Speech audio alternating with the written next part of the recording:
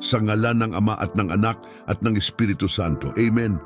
O Panginoong Diyos Ama ng walang hanggang kabutihan at walang hanggang kamahalan, habang kami ay nagising sa liwanag ng bagong araw na ito, kami ay humihingi ng iyong biyaya at iyong patnubay.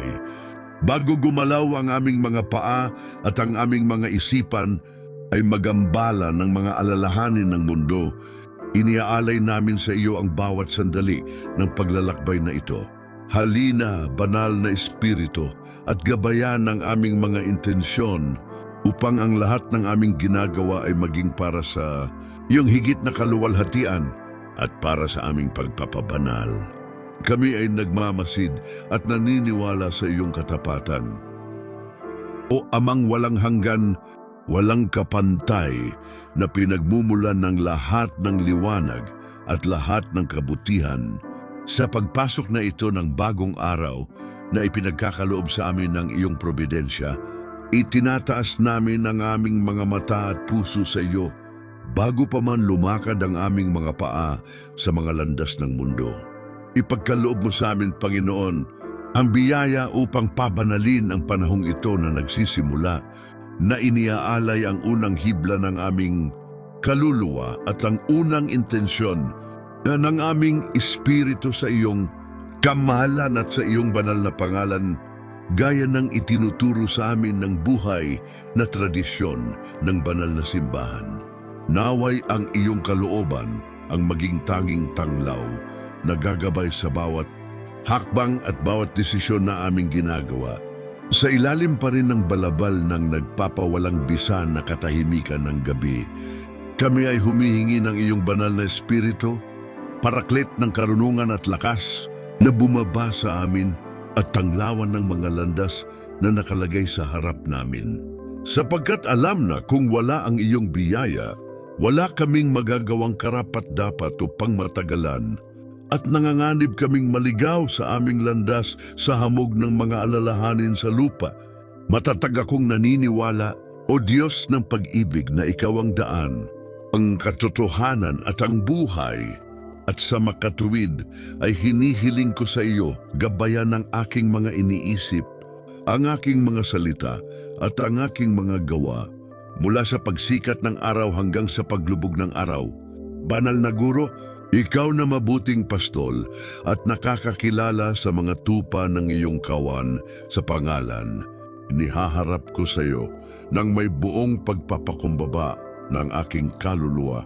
Sa buong araw na ito, kasama ang mga kagalakan at paghihirap nito, kasama ang mga pakikipagtagpo at mga hamon nito, alam ko na walang mangyayari sa akin na hindi makakadaan sa mapagmahal. Nasalaan ng iyong pagkaama. Sa makatuwid, nagtitiwala ako na ang mga pagsubok na darating ay magiging instrumento ng iyong pagtuturo para sa aking pagpapabanal at paglago sa pananampalataya. Gabayan mo ang aking mga kamay sa tapat na gawain at ang aking puso sa kapatirang pag-ibig. Isinasamo ko sa iyo, Panginoong Hesukristo, banal na manggagamot ng mga kaluluwa at katawan. Ibuhos mo ang balsamo ng iyong pisikal na pagpapagaling sa lahat ng mga granuman na maring magpahirap sa akin o magpapahirap sa aking mga kapatid na nangangailangan. Kung loloobin mo, Panginoon, mapagaling mo ako at naniniwala ako na ang iyong salita ay may kapangyarihang ibalik ang kalusugan at panibagong lakas ng mga nagtitiwala sa iyo. Palakasin mo ang aking mga buto, pasiglahin mo ang aking espiritu at alisin mo sa akin ang lahat ng kakulangan sa ginhawa na pumipigil sa akin na maglingkod sa iyo ng may buong kahandaan at kagalakan. O Diyos ng awa, tingnan mo ang aking mga espiritual na kahinaan at paghihirap, ang mga bisyo at masasamang gawi na patuloy na umaatake sa kuta ng aking kaluluwa. Isinasamo ko sa iyong espiritual na pagpapagaling upang ang mga sugat ng kasalanan ay mapawi ng apoy ng iyong tumutubos na pag-ibig. Iligtas mo ako, Panginoon, mula sa pagiging maligamgam, katamaran at bawat tukso na naghihiwalay sa akin mula sa pagiging malapit sa iyo. Naniniwala ako na ang mahalagang dugo na ibinuhos sa krus ang tanging at sapat na lunas para sa aking kaligtasan at paglilinis. Alam namin, O Ama, na ang labis na pag-aalala sa mga material na bagay ay maaaring makasakal sa binhi ng salita sa aming mga puso gaya ng babala sa atin ng Ebanghelyo. Gayunpaman, ikaw rin ang Diyos ng probidensya na nagbibihis sa mga liryo sa parang at nagpapakain sa mga ibon sa himpapawid. Kaya naman inihaharap ko sa iyo ang mga paghihirap at kahirapan sa pananalapi na nagpapahirap sa akin. Iligtas mo ako, Panginoon, mula sa utang at kakulangan. At naniniwala ako na bubuksan mo ang mga bintana ng langit at ibubuhos sa akin ang isang pagpapala na hindi magkakaroon ng sapat na espasyo upang tanggapin ito kung hahanapin ko muna ang iyong kaharian. Ang pamilya, ang mahalagang selula ng lipunan at ang simbahang Romano-Katoliko ay patuloy na sinasalakay ng mga nagwawasak na puwersa ng mundo. Ako'y namamagitan sa iyo, kabanal-banalang Trinidad, para sa pagpapanumbalik ng mga pamilya upang ang pag-ibig ng mag-asawa ay maging tapat at mabunga at ang mga magulang ay maging mga huwaran ng pananampalataya para sa kanilang mga anak. Pagkalooban mo po ng kapayapaan kung saan may alitan, pagkakaisa kung saan may paghihiwalay, at kapatawaran kung saan may sama ng loob. Naniniwala ako sa kapangyarihan ng sakramento ng kasal at na ang kabanal-banalang puso ni Jesus ay kayang buuin ang mga ugnayan na naputol. Ipagkaloob mo po sa akin, Panginoon, ang panloob na kapayapaan na higit sa lahat ng pangunawa ng tao, ang kapayapaang hindi kayang ibigay ng mundo, ngunit ipinapangako mo sa iyong walang hanggang kabutihan sa iyong mga alagad.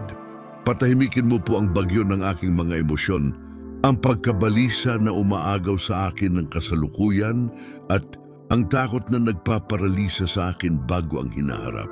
Kung loloobin mo, O Kristo, ay mapapakalma mo po ang magulong alon ng aking puso at nagtitiwala ako sa iyong salita na isang matibay na bato sa gitna ng kawalang tatag ng buhay.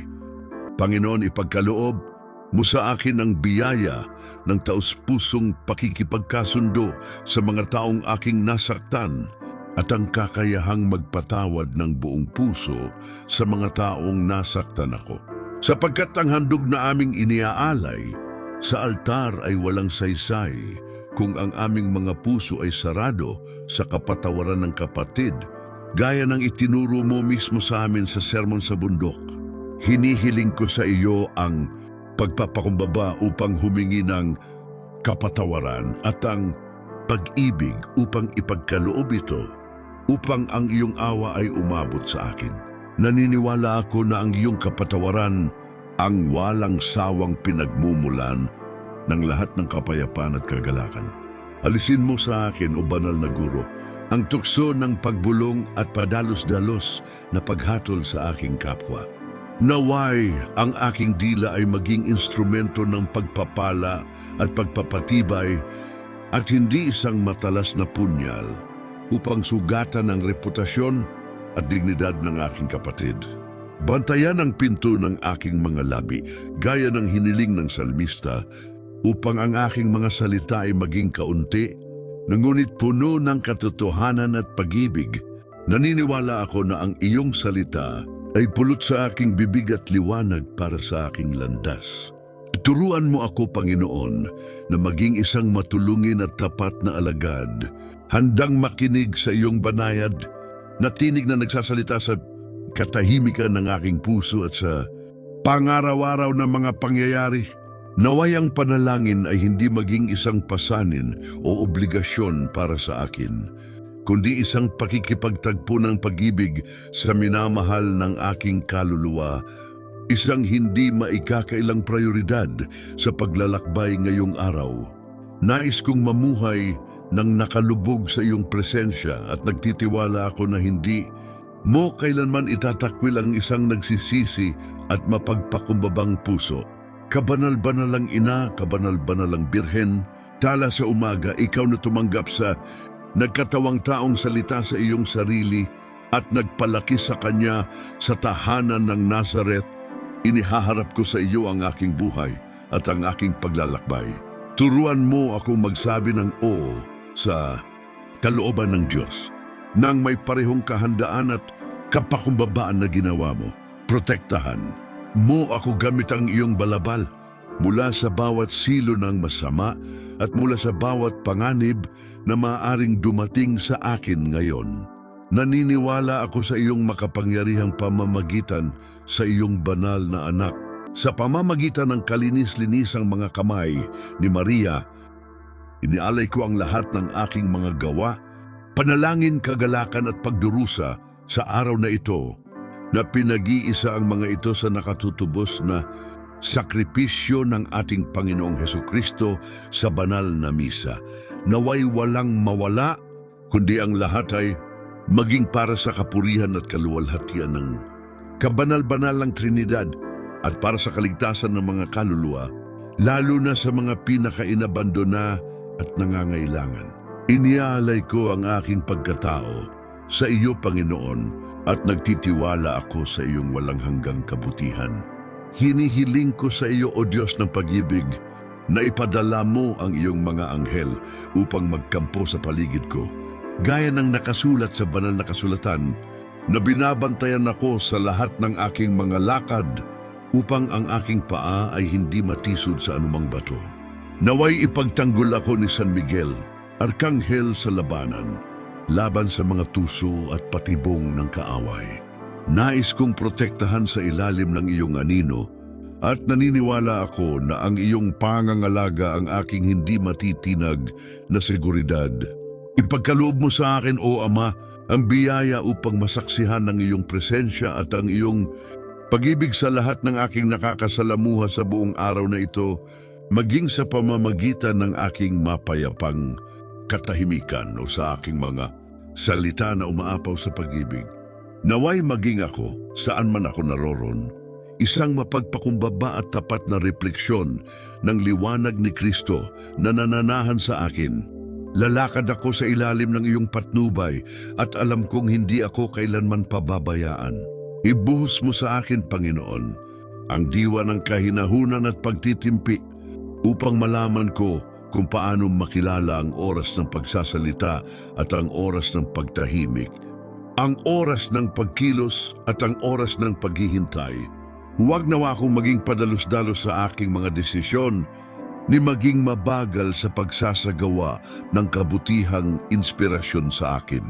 Hinihiling ko sa iyo ang karunungang bumababa mula sa kaitaasan upang mapangasiwaan ko ang aking mga gawain ng may kaayusan, sigasig at kapayapaan, na tinutupad ang aking tungkulin sa estado ng may ebanghelikal na perpeksyon. Naniniwala ako na ang iyong espiritu ang magtuturo sa akin ng lahat ng bagay. Sa pamamagitan ng maluwalhating mga sugat ng iyong anak, namamagitan ako para sa lahat ng mga aalis ng tahanan ngayon ng walang ginhawa ng pananampalataya, walang pag-asa na nagmumula sa panalangin at walang katiyakan ng iyong mapagmahal na patnubay. Tumingin ng may awa sa mga desperado, sa mga nasa laylayan at sa mga nakalimutan, at nawa ang aking presensya, gaano man ito kaliit, ay maging tanda ng iyong kabutihan at ng iyong pagmamalasakit sa kanila. Nais kong maging instrumento ng iyong tumutubos na pag-ibig. Tulungan mo ako, Panginoon, na manatili sa nagpapabanal na biyaya sa buong araw na ito, iniiwasan ang bawat pagkakataon ng kasalanan at bawat kapabayaan na maaring magdulot ng kalungkutan sa banal na espiritu na nananahan sa akin. Pagkalooban mo ako ng patuloy na pagbabantay, katatagan ng layunin, at kababaang loob na bumangon agad mula sa anumang pagkahulog. Palakasin ang aking kalooban, sapagkat naniniwala ako na sa iyong tulong ay malalampasan ko ang mga hilig ng aking nahulog na kalikasan. Inialay ko rin sa iyo, O Diyos ng kamahalan, ang lahat ng aking mga pandama upang ang aking mga mata ay makakita lamang ng dalisay at maganda Ang aking mga tainga ay maging sarado sa tsismis at walang kabuluhang usapan, at ang aking mga kamay ay maging bukas sa paglilingkod at pag-ibig sa kapwa. Nawa ang aking katawan ay maging templo ng banal na espiritu at isang instrumento ng papuri sa lahat ng aking mga kilos. Alam ko na ang iyong presensya ay nagpapabanal sa lahat ng bagay sa aking paligid.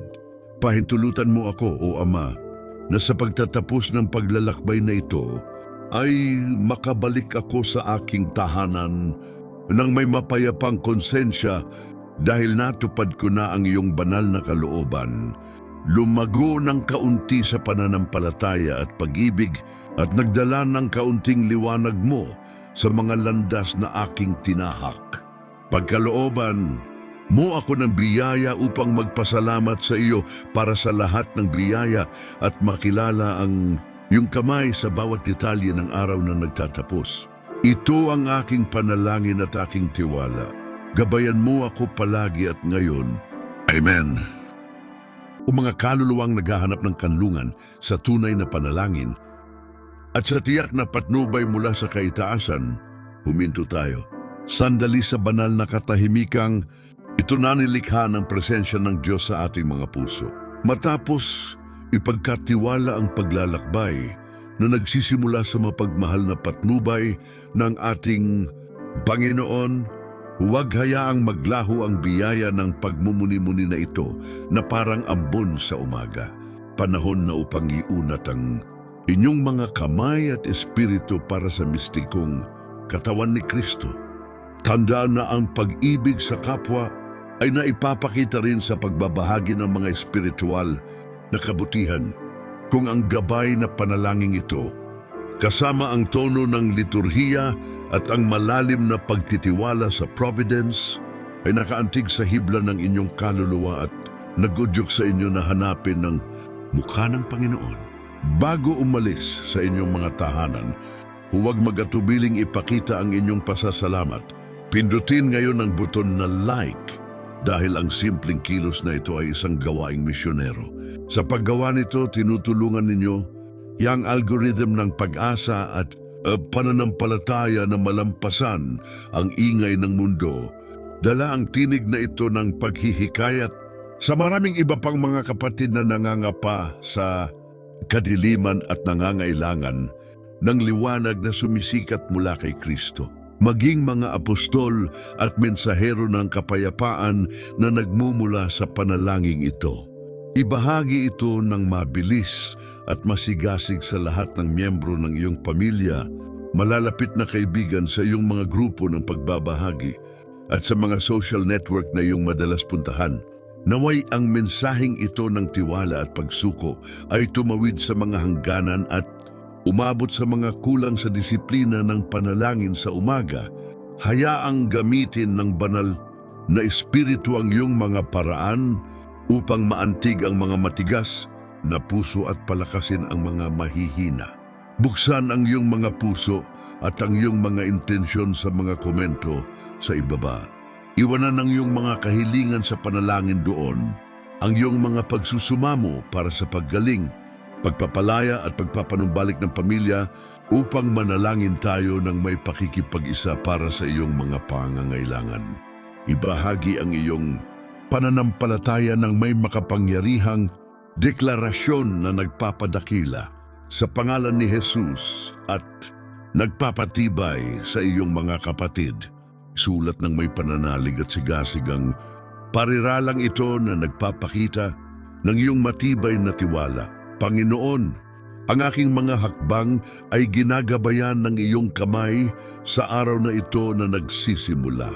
Sa huli at hindi bababa sa mahalaga upang manatili kang konektado sa pinagmumulan ng biyaya at espiritual na pagkain. Mag-subscribe sa channel na ito at i-activate ang notification bell. Gawing espiritual na kanlungan ng espasyong ito ang iyong permanenteng tolda ng panalangin, kung saan ang salita ay pinagninilayan at ang buhay ay iniaalay sa altar ng pananampalataya. Dito natin hinahanap ang disiplina at hindi na hinihingi sa atin ng landas tungo sa kabanalan. Tinitipon namin kayo nun paman at magpakailanman sa ngalan ng Ama, ng Anak at ng Espiritu Santo. Amen.